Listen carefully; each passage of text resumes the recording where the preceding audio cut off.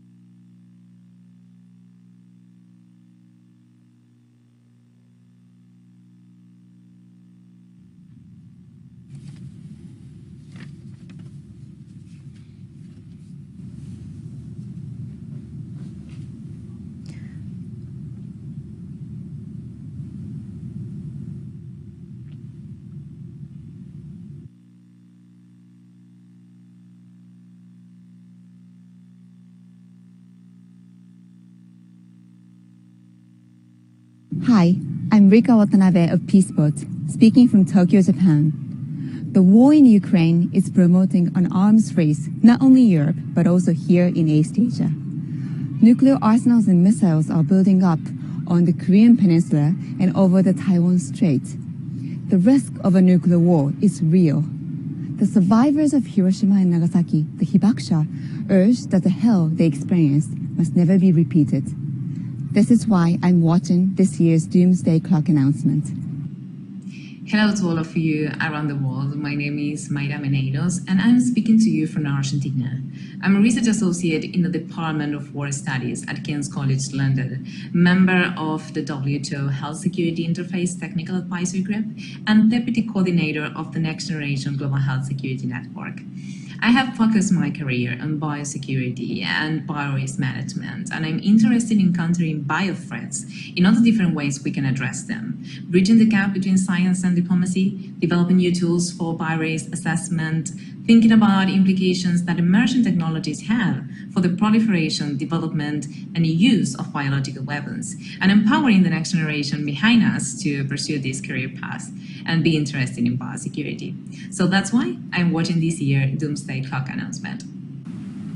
Hello, my name is Archbishop John Wester, Archbishop of Santa Fe, New Mexico, and I'm speaking to you from the Archdiocese.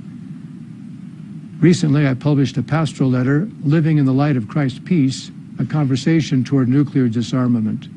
Some have told me that it's naive to think that we can live without nuclear weapons.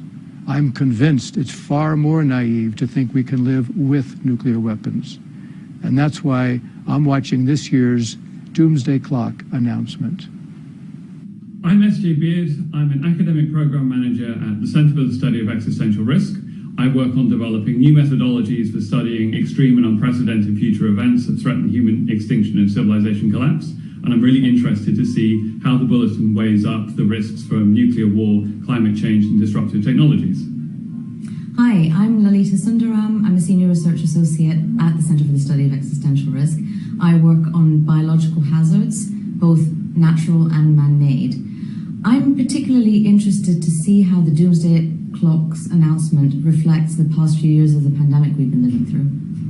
I'm Hayden Belfield. I also work at CSER at the University of Cambridge, mostly on the risks from artificial intelligence, and I'm particularly interested in what they say about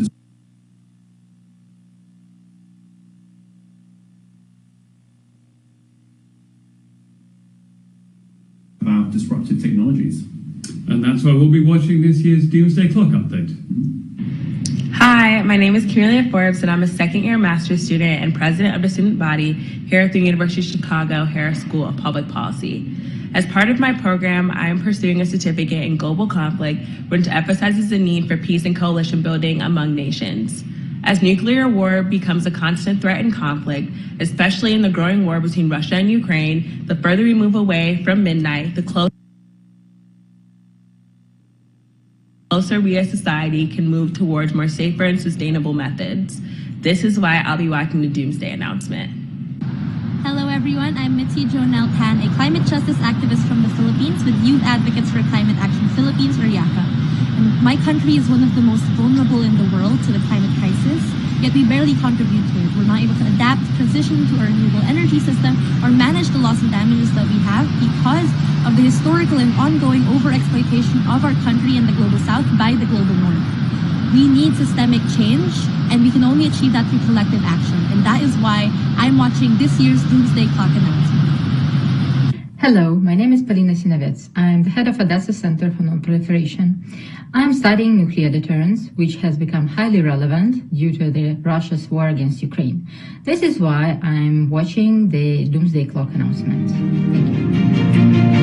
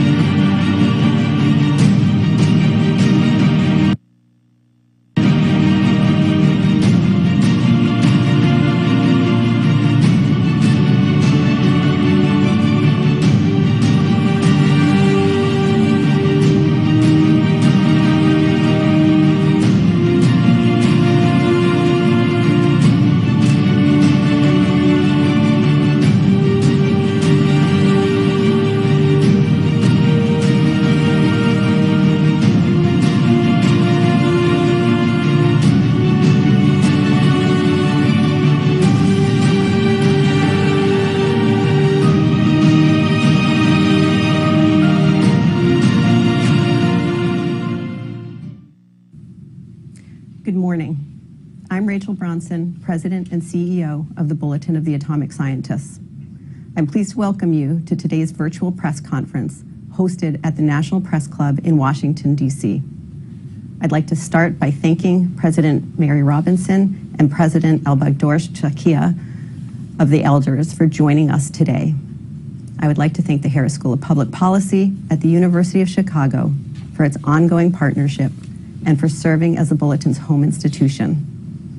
I would also like to thank our many supporters, foundations, corporations, and individuals from around the world who make opportunities like today possible. My colleagues and I join you this morning to update you on the 2023 time of the Doomsday Clock.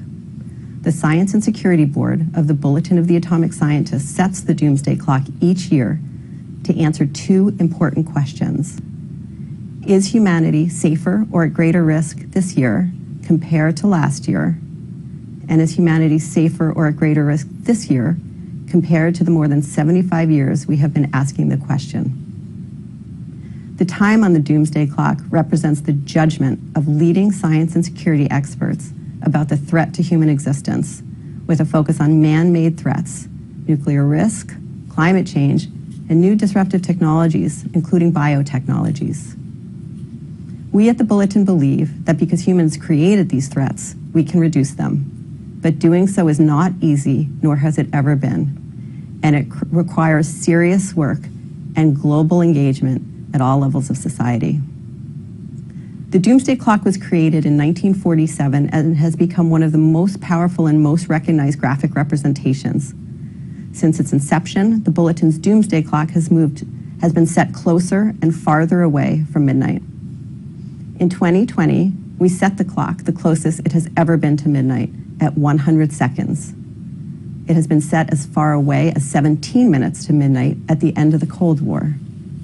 The reasoning for why we set the time where we do can be found in our annual statement that accompanies our announcement and is available on our website. Today, the Bulletin of the Atomic Scientists is releasing its 2023 statement, which will be available shortly at thebulletin.org. Following the announcement of the time, we will proceed to hear from experts and world leaders about why we set the time where we did and what we can do about it. In 2020, when we first set the clock at 100 seconds to midnight, I stood before you and noted that the world had entered the realm of a 2-minute warning, a period when danger is high and the margin for error is low. I noted then that the moving of the clock closer to midnight moves us into a period that requires newfound vigilance and focus from leaders and citizens alike. The move from minutes to seconds emphasizes our proximity to midnight. When the Science and Security Board kept the clock at 100 seconds to midnight in January 2022, we called out Ukraine as a potential flashpoint in an increasingly tense international security environment. We noted that without swift and focused action, truly catastrophic events were more likely. And then when the clock stands at 100 seconds to midnight, the moment is both perilous and unsustainable. In February 2022, weeks after our announcement, our fears were borne out when Russia invaded Ukraine. In March of 2022, the Bulletin issued a statement that condemned the illegal and dangerous invasion of Ukraine by Russia and called on all countries to denounce Russia's actions and President Putin's outrageous threats of nuclear use. Russia's thinly veiled threats to use nuclear weapons remind the world that escalation of the conflict by accident, intention, or miscalculation is a terrible risk. The possibilities that the conflict could spin out of anyone's control remains high. As UN Secretary General Antonio Guterres warned this past August, the world has entered a time of nuclear danger not seen since the height of the Cold War.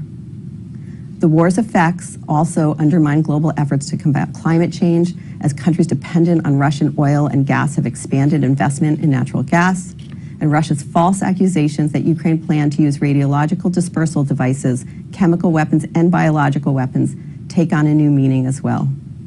The continuing stream of disinformation about bioweapons laboratories in Ukraine raises concerns that Russia itself may be thinking of deploying such weapons.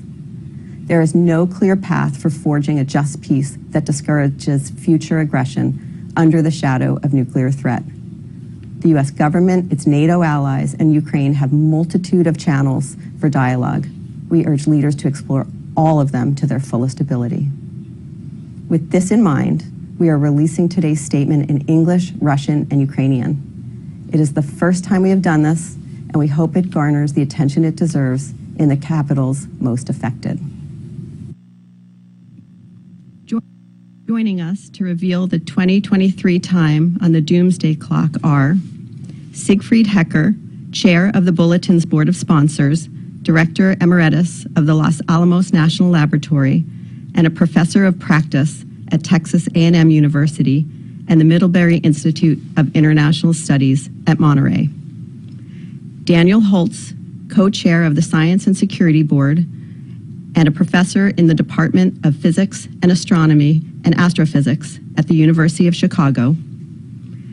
Sharon Squassoni, co-chair of the Bulletin Science and Security Board, research professor at the Institute for International Science and Technology Policy at the Elliott School of International Affairs at the George Washington University. Mary Robinson, chair of the Elders and former president of Ireland. Elbegdor Tsakia, member of the Elders and former prime minister and president of Mongolia. Today, the members of the Science and Security Board move the hands of the Doomsday Clock forward, largely, though not exclusively, because of the mounting dangers in the war in Ukraine. We move the clock forward the closest it has ever been to midnight. It is now 90 seconds to midnight.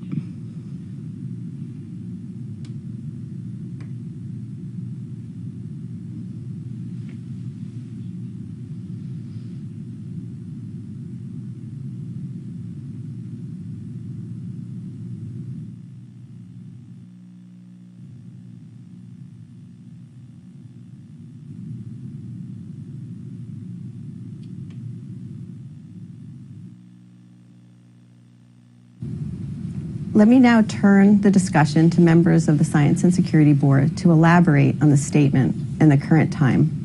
I'm pleased to welcome members of the Science and Security Board, Steve Fetter, the Associate Provost, Dean of the Graduate School, and Professor of Public Policy at the University of Maryland. Steve is a recognized expert in nuclear risk and advanced technologies.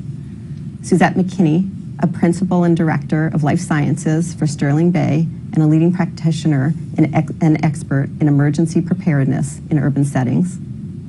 Shivan Kartha, a Senior Scientist at the Stockholm Environmental Institute, whose research and publications for the past 25 years have focused on technological options and policy strategies for addressing climate change.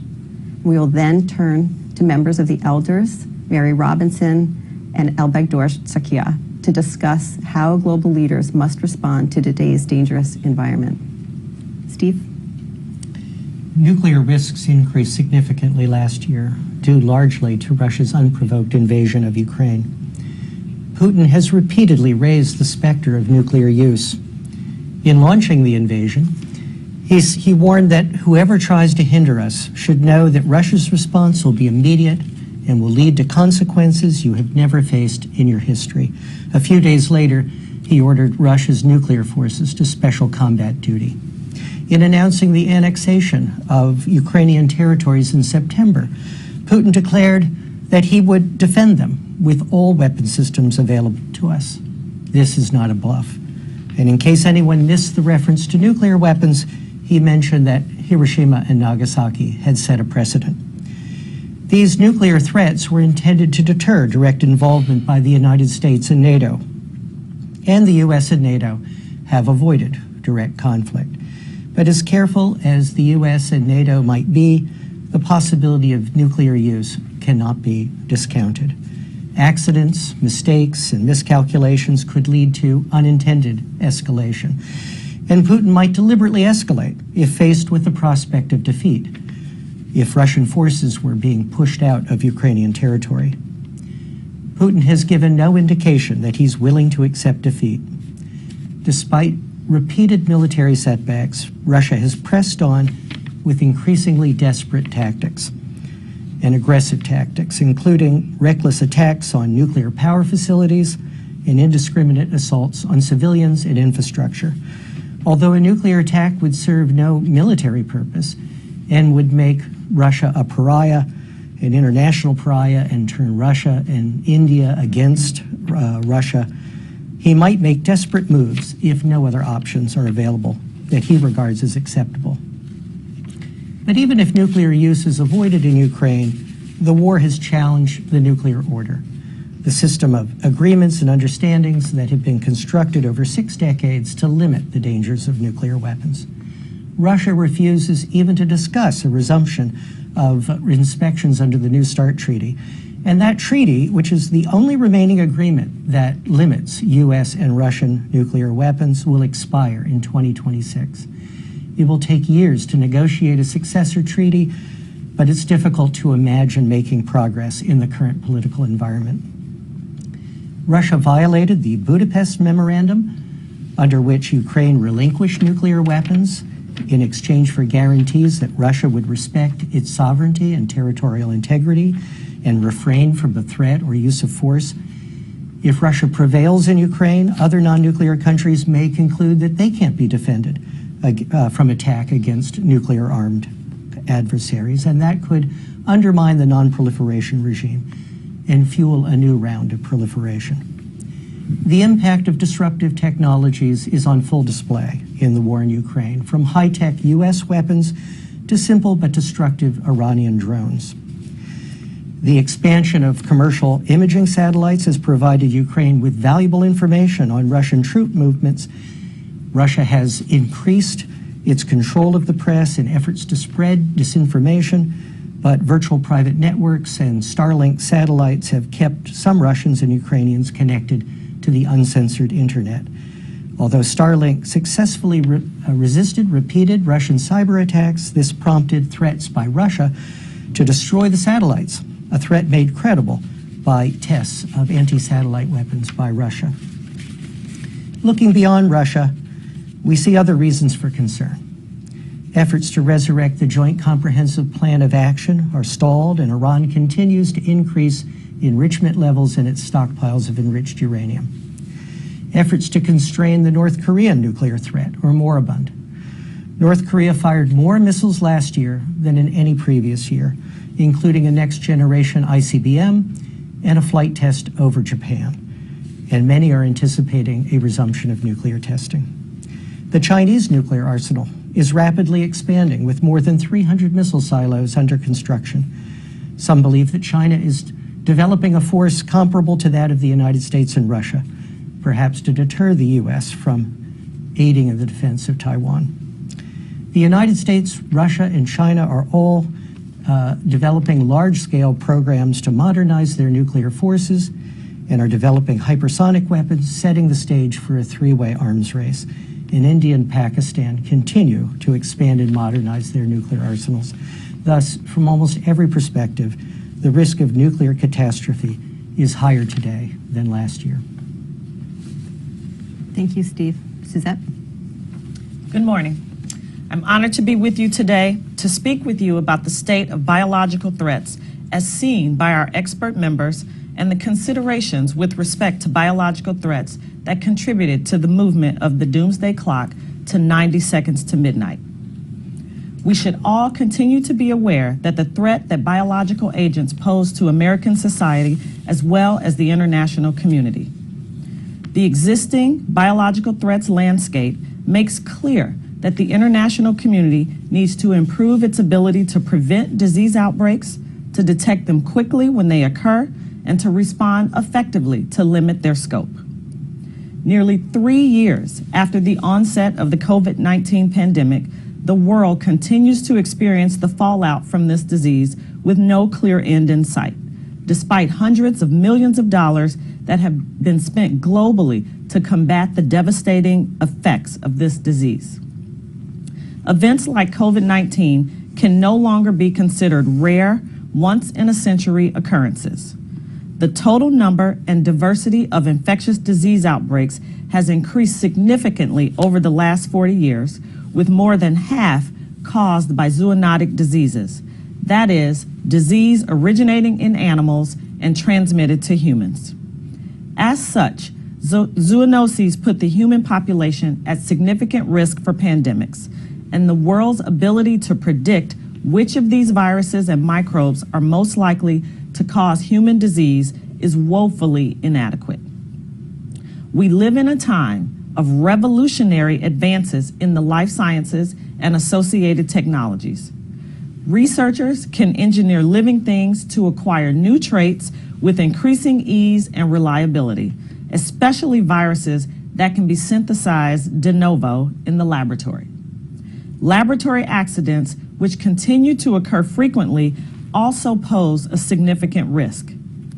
The opportunity for human error, coupled with issues with comprehensive governmental oversight and confusion about lab safety requirements, escalate these risks. Oversight regimes, strategies for risk assessment and risk mitigation, and the establishment of agreed-upon norms for scientific pursuit lag further and further behind as biological science and technology advance faster and faster. On the international front, Russia, North Korea, and Iran all continue to maintain biological weapons programs or the ability to research and develop biological weapons for offensive use. The risk that Russia will deploy biological weapons against Ukraine continues to escalate as conditions there become more and more chaotic. This is undoubtedly an existential threat to humanity. No matter the potential source, whether natural, accidental, or intentional, there are steps that national leaders can take to reduce catastrophic biological risks. Every country must make greater investments in public health. Every country should eliminate biological weapons and dismantle programs producing them. And all countries can vastly improve the world's ability to identify outbreaks before they become epidemics and pandemics if they invest in disease surveillance systems, shared data, analytics, and intelligence on biological events, and develop the ability to identify and attribute biological events quickly. Disease knows no boundaries. Debilitating illness, widespread death, and disease-induced disaster can be avoided if countries around the world cooperate on global health emergency strategies and make investments in science, technology, research, and development in the biosecurity sector. Thank you. Shivan. Thank you, Rachel. Dealing with climate change calls for faith in the notion of global cooperation and in those institutions of multilateral governance that are meant to bring countries together. The invasion of Ukraine, as any war does, has opened up a geopolitical fissure, weakening the global will to cooperate and undermining confidence in the durability or even the feasibility of the broad-based multilateral cooperation that climate change demands. Russia is only second to the United States in global production of both oil and gas.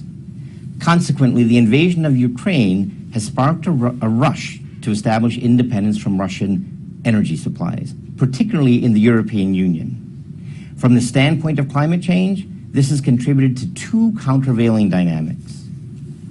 First, the elevated energy prices have spurred investment in renewables and motivated countries to put policies in place to support renewables.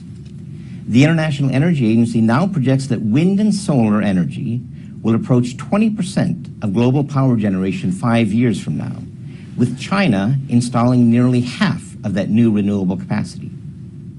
At the same time, however, high natural gas prices have driven a frenzied push to develop new natural gas supplies, spurring investment in new gas production and export infrastructure in the United States, the EU, Africa, and elsewhere, largely financed by major oil and gas transnationals and investment firms.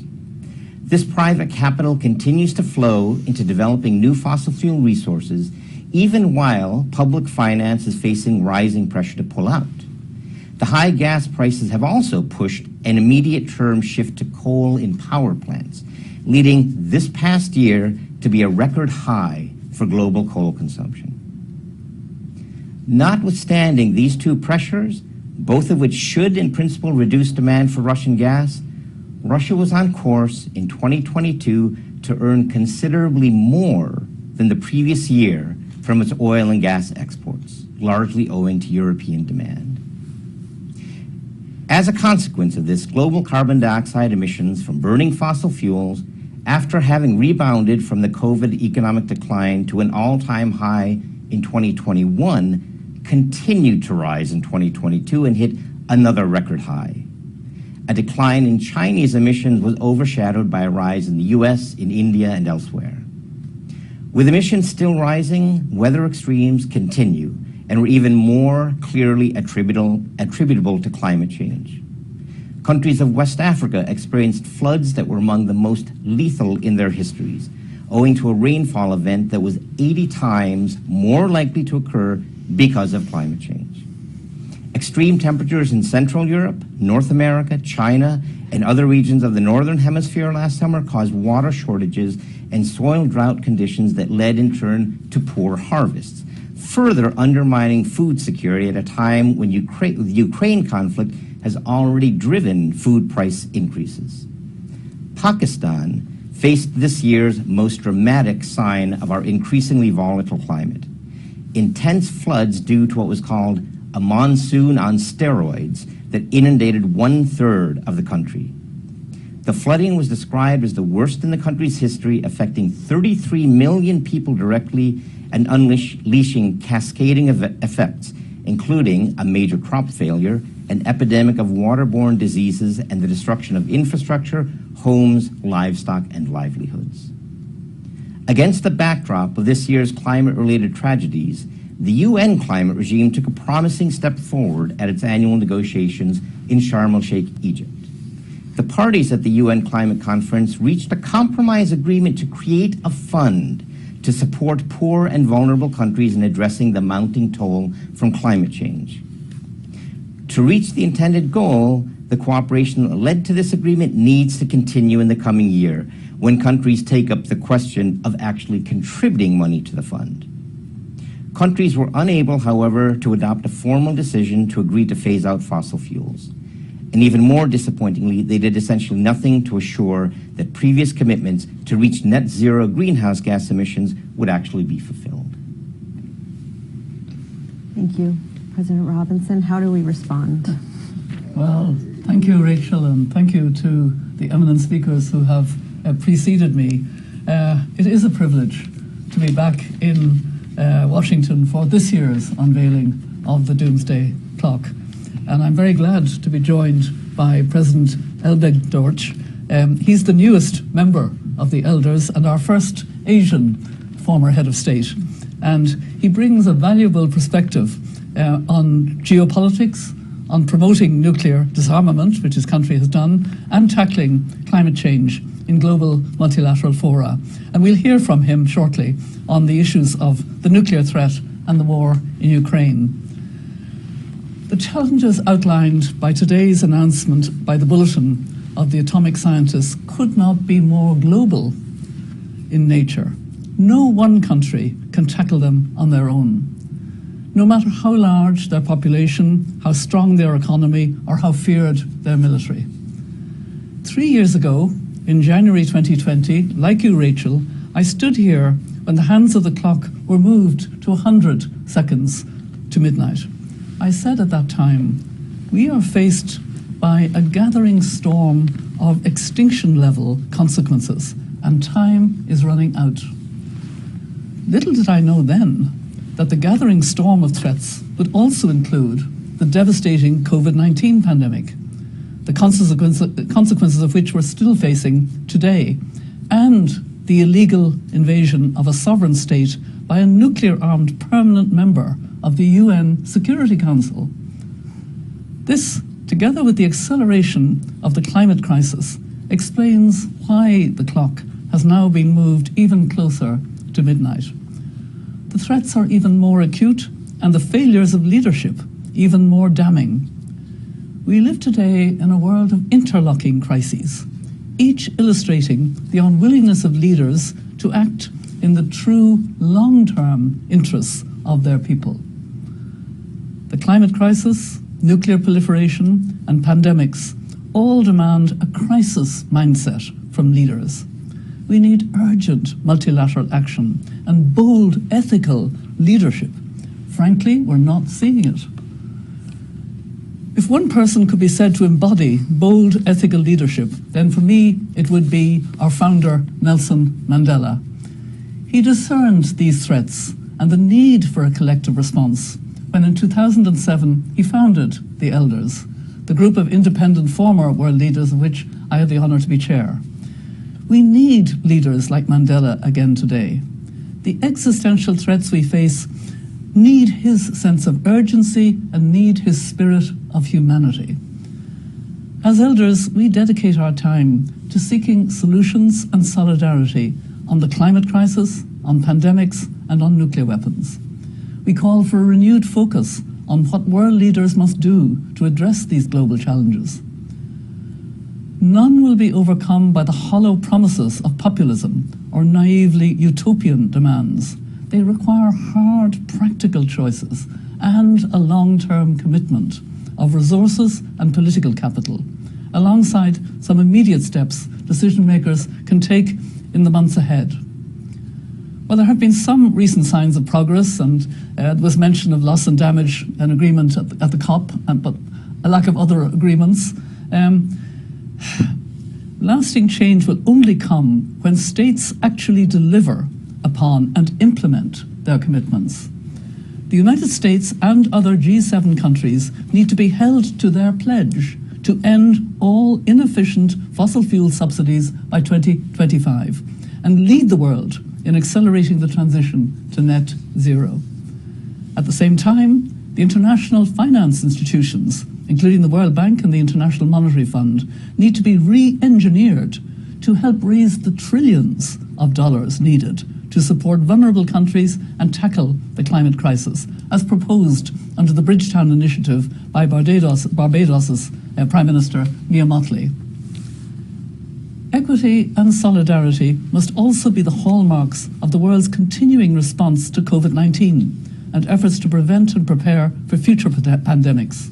Strong political leadership is required from heads of state and governments to implement the recommendations of recent independent panels into COVID-19.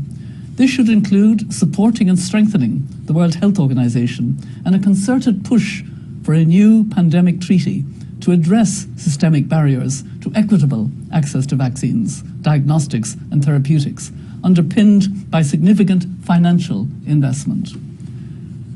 This is a daunting global agenda that demands urgent action if the hands of the Doomsday Clock are not to tick down remorselessly to midnight itself. World leaders must seize the initiative and must deliver for their people. And whilst these challenges may seem insurmountable, we have no choice but to act. As Nelson Mandela himself said, it always seems impossible until it is done. Thank you. Thank you. President Al-Bagdosh. Thank you, President Robinson, Rachel, and other speakers. I came from Mongolia, and I'm wholeheartedly honored to be here to participate in this profoundly important event today. You know, I remember my childhood. I lived in Mongolia in a remote herdsman village. During that time, almost half centuries ago, we were the 10 and 12 years old boys and girls shouting that no war, no nuclear weapons, and we want to live. That was almost 50 years ago. But now I'm really honored to say to the village of humanity, you know, there are existential threats. We are really closer moved to the doomsday. And when I see that village to humanity, now I'm honored to say from this stage today. And also these existential threats outlined today should be a cause for alarm for every citizen on earth. And even more alarming is the continued failure of decision makers to rise to the challenge despite urgent warnings they hear year after year. Also, I would like to remind here one story from our human history. You know, there's a city called Pompeii in modern Italy, and people lived there 2,000 years ago, and there was Mount Vesuvius actually erupting. And that actually continued for 18 hours, and people kind of used to that. But after that, that 6 meter, 20 feet high, melted lava came to the town and buried it. Now I see that we see more Mount Vesuvius near to our human villages. Mount Vesuvius is related with the wars, with the nuclear weapons, nuclear threats, and that pathogenic threats, and pandemics, also with the climate crisis. There are one more mountain is rising. It's like more related with the disruptive technologies. And people and scientists are warning us. And we have to wake up now for the call of these people. And I think science is not nationalistic. Science is universal. And they are calling us. And we all know that Doomsday Clock, when it was far in 1991, 17 minutes to the midnight. If you say that 17 minutes in terms of the seconds, it's 1,020 minutes. Now that actually moved to the 90 minutes. Since, you know, 17 minutes, it's almost, 17 minutes is almost 10 times closer the midnight. And I think this is why the urgency of the interconnected and existential threats we face, it requires a crisis mindset from our leaders. And around the world, all we mentioned, I don't want to repeat those threats. And I think these are now, we cannot continue now business as usual. We need to wake up. Thank you. Thank you so much. We have some questions coming in from the press, and this one is from Ivan Pilchikov at TASS Agency, Russian media, and I'm going to turn it first to Steve and then to President al-Baghdorsh. The first question is, the U.S. and its allies are currently discussing sending Western tanks, additional long-range weapons, and Western fighter jets to Ukraine. How, in your opinion, this is for Steve, how, in your opinion, does it affect the prospects for resuming of the U.S.-Russian strategic dialogue on arms control, and does it increase the risk of nuclear conflict? Before you answer, I'm going to then turn it over to President al-Baghdorsh, who has engaged directly with President Putin when he was serving as president in Mongolia, sitting between some pretty powerful neighbors. So first, Steve, if you could take that first question, and then I'll pass it over to President al-Baghdorsh for some thoughts. The U.S. and Russia have a strong shared interest in avoiding nuclear war and in minimizing nuclear risks, and we should be able to pursue this shared interest despite the war in Ukraine, just as we did during the darkest days of the Cold War. U.S. military assistance to Ukraine may complicate those efforts, but as I alluded in my remarks, I think is essential for the long-term risks of nuclear war, nuclear proliferation, that Ukraine is able to resist the invasion and repel Russian forces. And so we should do everything we can to support Ukraine in that. President al-Baghdorsh? I think President Putin attacked Ukraine not because of his reasoning today he's talking about, and he actually attacked Ukraine. My understanding is if free Ukraine succeeds, it might be bad for Russians. And because of that, I think he attacked Ukraine. And from the first day, when there was started full invasion of Ukraine, Ukrainian leadership asked for more weapons. I think Ukraine has every right to exist, every right to defend. And that fiery front line in Ukrainian war, not only that front line runs between Russia and Ukraine, I think it runs between autocratic world, between free world. And Ukrainians are not only defending their territory, I think they are defending world security, global quest for freedom. And when Western allies give them more weapons to Ukraine, there seems more succeeding. When there are more tanks, when you give more javelins against tanks, they are succeeding. If you, when you give the more aircraft, anti-aircraft weapons, there are no longer, you see no longer the fighter jets or attacking helicopters. But now that entrenched, aggressor, in order to fight with them, I think they need more tanks. And from the start of the Ukrainian war in Ukraine, now there are triple number, 333 days, exactly today. 333 days. They are defending their country and defending world security and freedom. I think they need more tanks. That fatally wounded Ukraine has no time to wait. When there is rape happening, when there is healings happening, when there is coming to their country more destruction, they have no time to wait. I think they need more support, more weapons, more tanks. Thank you. The second question is from Seth Bornstein that I'm going to take the answer to, and then I'm going to pass it over to President Robinson. The second question from Seth Bornstein at the Associated Press. You've been saying for decades we are mere minutes from doomsday, yet here we are, still going. What is different this time, and what should the public believe is different? The point of the clock is to assess where humanity is, whether we're safer or at greater risk. And as we move the clock closer to midnight, we are sending a message that the situation is becoming more urgent.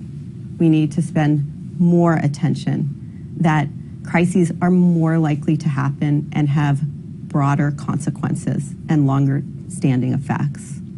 So with that, when we move it away from midnight, the public can believe that their engagement and their power in influencing their leaders is having an effect. And we're in a situation now where leaders aren't doing what they need to, and we need the public desperately to make sure they focus on these key issues about advancing technologies, not only the benefits, which we'll turn to in a moment, but the risks as well. And so what we're conveying with this clock move is things are not going in the right direction. And they haven't been going in the right direction, and those out who are listening say, like, it doesn't feel safer today. They're not alone. We're very concerned about this. So no one can do this alone, but everyone can do something. And with that, we hope that the moving of the clock, as we assess where the threats are, is a motivator that we all need to pay attention to these key issues. So with that, I'd like to turn it to President Robinson about what world leaders can do and whether you see this moment as more urgent as we do when we set the clock. Very much so, Rachel. The Bulletin of Atomic Sciences has done its job. It's provided us with the evidence-based reason why we are now 90 seconds from midnight, the closest the Doomsday Clock has ever been to midnight. Wake up, leaders. That's the call. And that's why the elders are urging a crisis mind to deal with the multiple crises, the nuclear crisis, the climate and biodiversity crisis, the pandemic crisis. And we actually know what to do in each of those. And these are global solutions that are needed. We need longer-term vision on the part of leaders. We need to, to find a way to really understand that we're talking about humanity.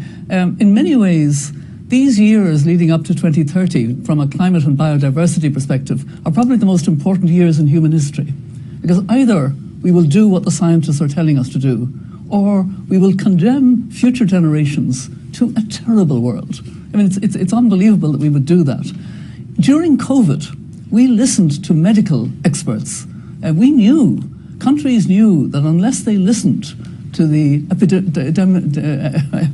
I can't even pronounce the word, never mind, listened to the medical experts and, had the vaccines roll out, etc., that we were in real danger. Why can't we listen now just as well to the scientists who are telling us in unequivocal terms how serious it is? Leaders, wake up. This is your responsibility. This is on your watch. Thank you. I'm going to turn the last question to Suzette and Shivan. And this comes in. This is the closest we've ever been to midnight. But are there any bright spots that you want to highlight? Any areas of hope? Let me go to Shivan. I'll go to you first, and then Suzette, you can take us home. One thing that's happened that we can definitely take some heart in is that there has been tremendous expansion in innovation around renewable energy and in deployment and in policies that will support the further expansion of renewable energy. And renewable energy is set to be the largest group of energy sources in the fairly near future, in the next 5 years or so, and that's compared to coal, which has been dominant source of electrical power. So that's definitely something to take heart in. A second thing to take heart in is that, like various other problems, climate change is in some ways a generational problem. There's a generation that's growing up now, a generation that will be our leaders in the future, that is fired up about climate change, so to speak. They're very concerned about it. They're concerned about it as a personal issue. We, our generation, has been talking about climate change as a problem for future generations. This is the future generation that is coming up now and that will see the potential very dire impacts. And so their motivation and their energy and their seriousness about climate change in a way that the former generation hasn't been, as President Robinson was saying, that's something to definitely put some serious hope in. Dr. McKinney? Thank you, Rachel. I would say there are a number of bright spots in areas that give us hope. First and foremost, investment in the life sciences and the will among leading researchers to identify advancements in technology, advancements in the life sciences continues to grow.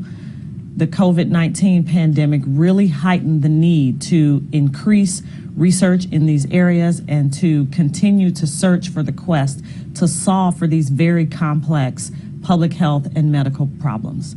I also believe that healthcare practitioners are more emboldened to work together and to work alongside policymakers to ensure that we are moving quickly toward the advancement of surveillance systems and other processes that can help us identify these threats much more quickly and respond to them much more appropriately.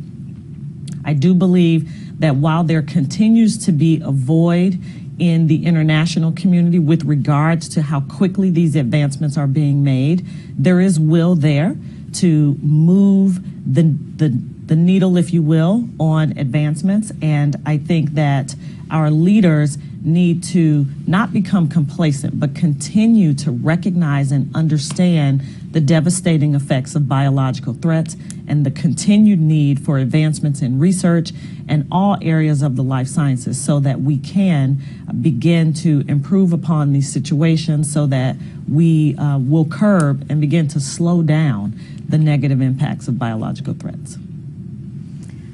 Thank you. As we come to the end, I want to thank you and thank our panelists and experts and world leaders for joining us for this year's announcement.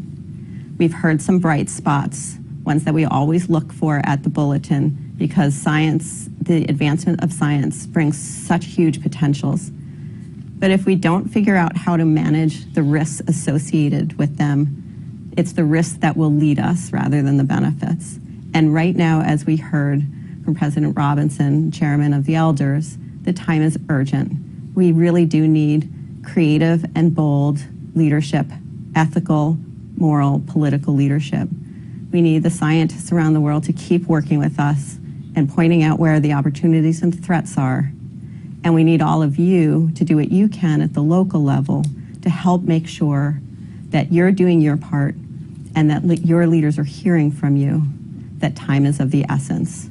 So with the Doomsday Clock now, thoughtfully and intentionally, at 90 seconds to midnight, there really is no time to waste.